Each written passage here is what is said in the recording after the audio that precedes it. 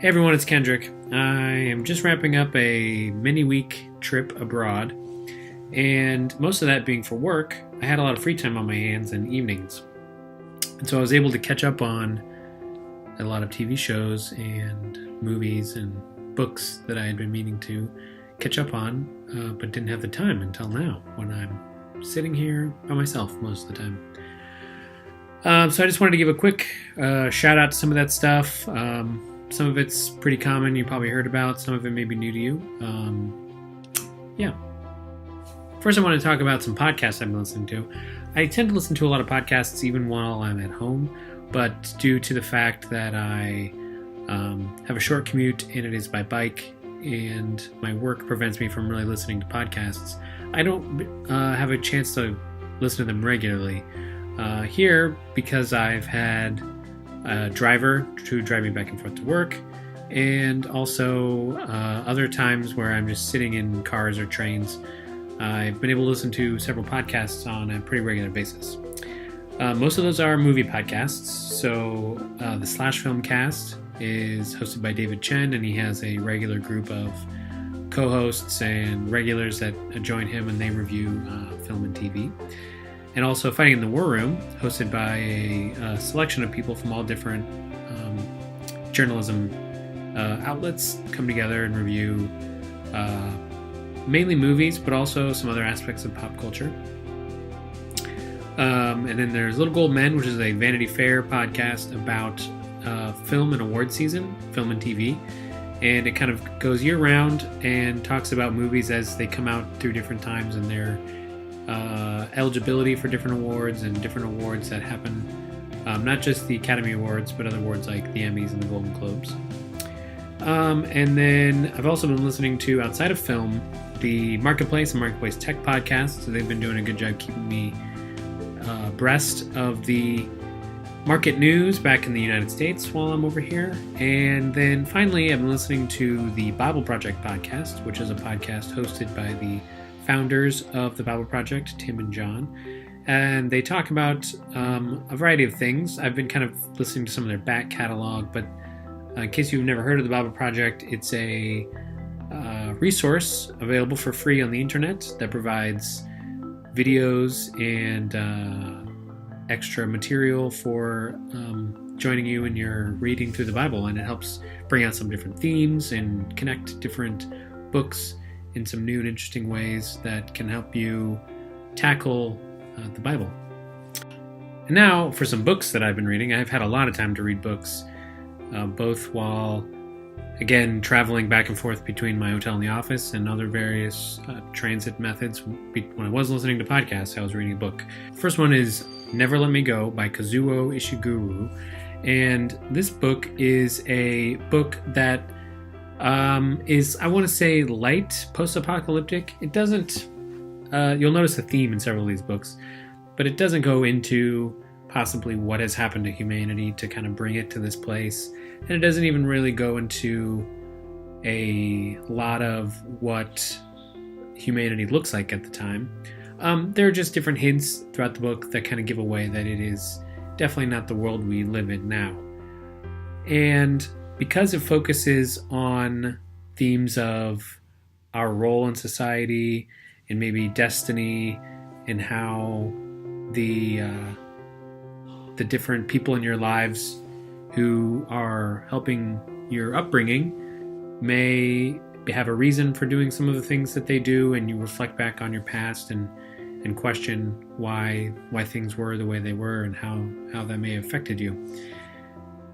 It is a deeply moving book, and I was surprised by the subject matter, not knowing much before going into it other than some of the basic theme of the fact that it was a book in an odd setting. And it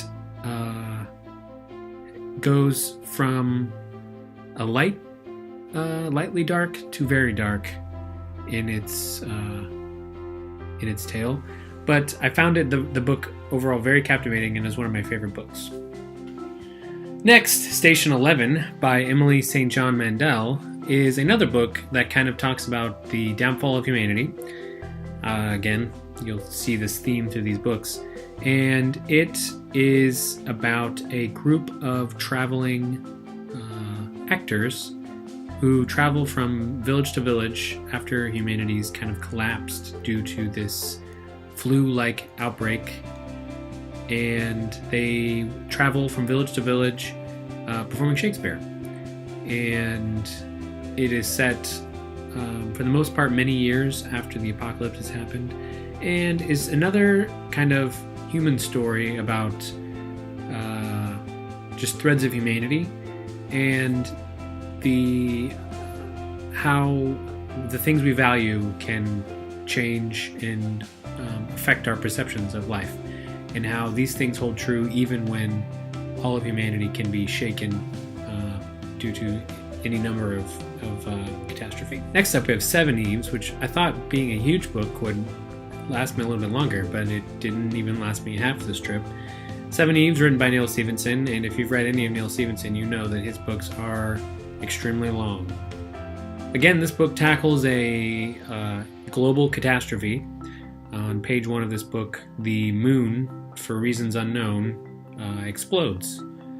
And the rest of the book is the struggle of how to come to terms with a moonless Earth and the different effects that has on society. It is a long book, like I said, and I think as with most Stevenson books, it's really multiple books kind of built into one. It has a point about halfway through where you, the reader, learn why the book is called Seven Eves. And I think up until that point, which is about 55% of the way through, I was pretty on board with the story. It wasn't anything extremely new or novel, but it was an entertaining story, and it had a lot of its grounding in science. And while there was a tendency for all the characters to fall into a trope, and no one was really surprising or broke that character, the story had a moving effect on it, and really showed that humans can come together in time of crisis and work beyond their own personal survival, but for the survival of humankind. And after that halfway point, when you learn of the meaning of the title, the book takes a sharp turn, and I feel like the last half of the book is really kind of self-gratifying and just there for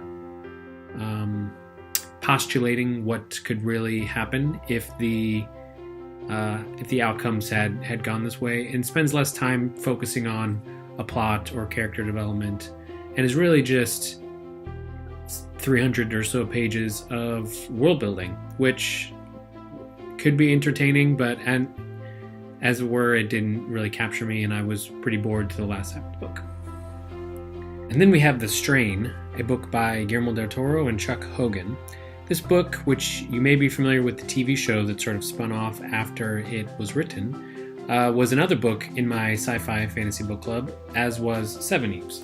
Both of these books are decided by the group, and we read one per month. And since I was gone for 2 months, I just decided to keep along and read the books in absence.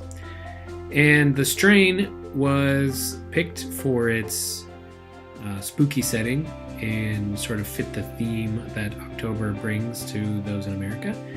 And this book is about another disease outbreak that affects all of humanity. And it is a kind of a new take on the classic vampire tale.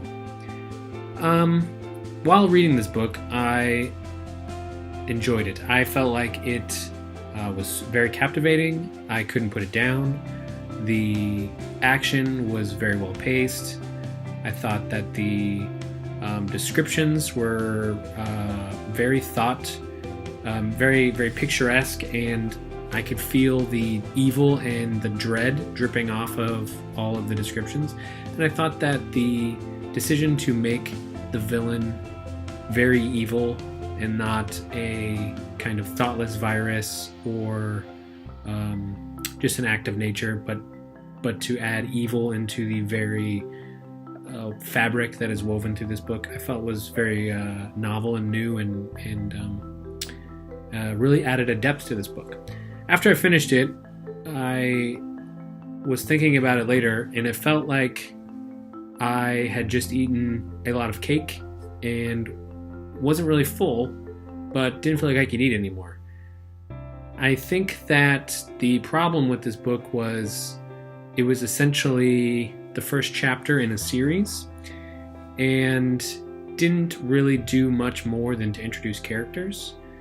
I feel like even if a book is part of a series, it should still be able to stand alone, and this book, very little actually happened in it. It definitely ends on a cliffhanger for the rest of the series, and I feel like there wasn't any stakes for what happened. And I also feel like this book, even more so than Seven Eves, every character falls into a trope. You have the nagging ex-wife, the new girl, who's the new love interest of our main character, the very smart man, who is guided by a wizened old man of Jewish descent, who is, then you're accompanied by this Latino gangster from New York, who is the muscle. And these characters aren't really much more than the words I just used to describe them, and yet we're still reiterated with these descriptions over and over and over again. I really enjoyed what I read of it, but I don't think I will read anymore. Now let's talk about some TV shows. First, I want to talk about one of my favorite shows of all time, BoJack Horseman. BoJack Horseman recently aired its 5th season on Netflix, and as all of its previous seasons, all episodes were available at once. And in all of its years, I have struggled to recommend this show to anyone, because in now 5 seasons, if you've not watched it and fallen in love with it, you're probably going to need a lot of convincing before you do.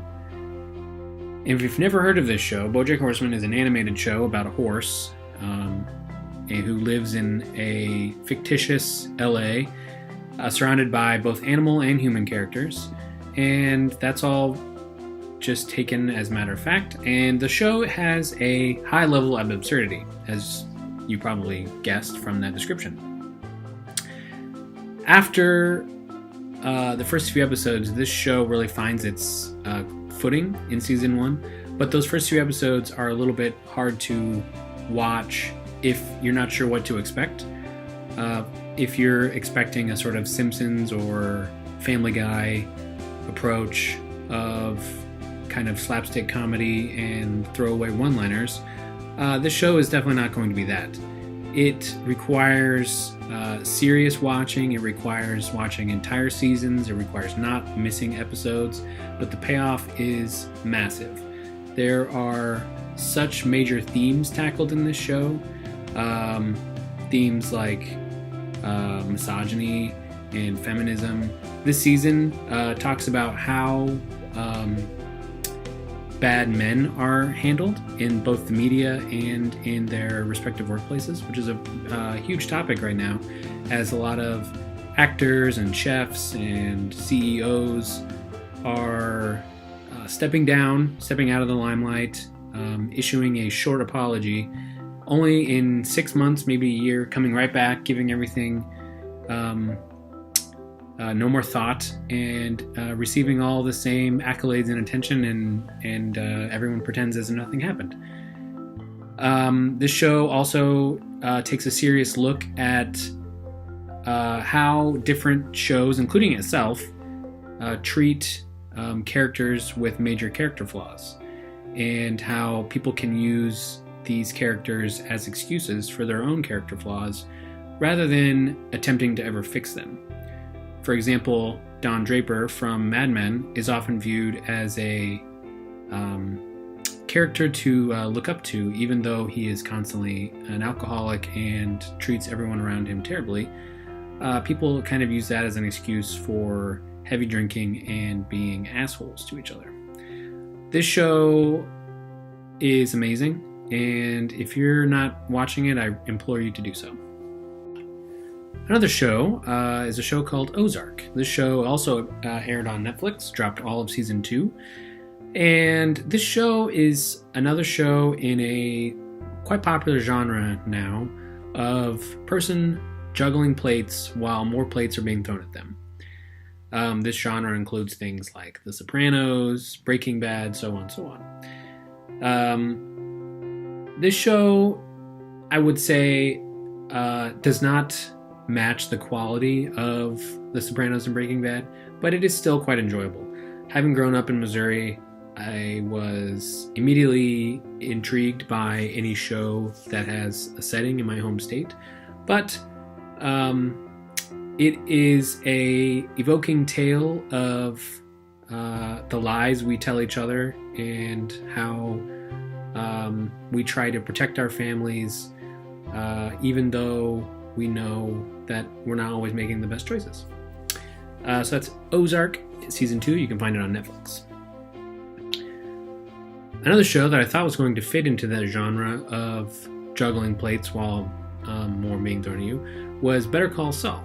This show was a spin-off show of Breaking Bad and follows his lawyer, Saul Goodman, also known as Jimmy McGill, and it recently just aired its 4th season. This show, I believe in season 1, kind of thought that it was going to be Breaking Bad light, but as it moved on, it has really found its stride, and I think that here in season 4, we're finally making great progress in moving the characters along. If you've watched any of the previous seasons, I would encourage you to watch season 4, as there's a lot of great moments and a lot of really strong acting shown in this season. And lastly, the show I want to kind of give a shout out to is a show called Magic for Humans. This follows magician Justin Willman as he tackles both issues of humanity and philosophy with magic and comedy. And I didn't really know what to expect before watching this show, but I feel like this show was made for me. It has a unique brand of humor that I feel like is something that I would have done in my youth. I've always been a fan of magic, and I feel like in this current day and age, the ease at which to create on-screen effects has made filming magic quite difficult, because it's hard to convince any audience that what you're watching is actually happening. But this show really does make an appeal to the viewer to just embrace the earnestness of Justin Willman and how he just tackles these topics and goes into different areas. And I feel like it is a gem and should be watched. So that is Magic for Humans, and you can watch it all on Netflix. So thanks for taking some time and listening to this quick video review of some stuff I've been listening to and reading while overseas. And if there's some interest, maybe I'll do another one later about the movies and some of the video games I've been playing while I've been over here. Thanks!